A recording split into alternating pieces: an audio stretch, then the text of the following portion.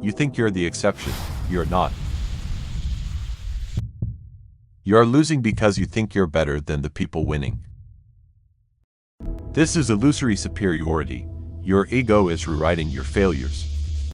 It tells you your wins are talent and your losses are just bad luck. You're standing on a lie that's getting thinner every second.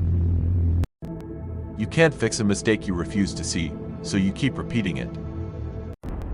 And the weight of that fake confidence is about to break you.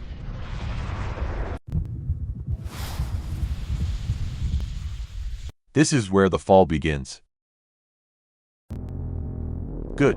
Now we can actually start the repair.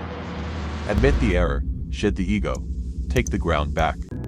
That's how you stop being the exception and start being the winner. If you're ready to see the truth, the full cure is waiting.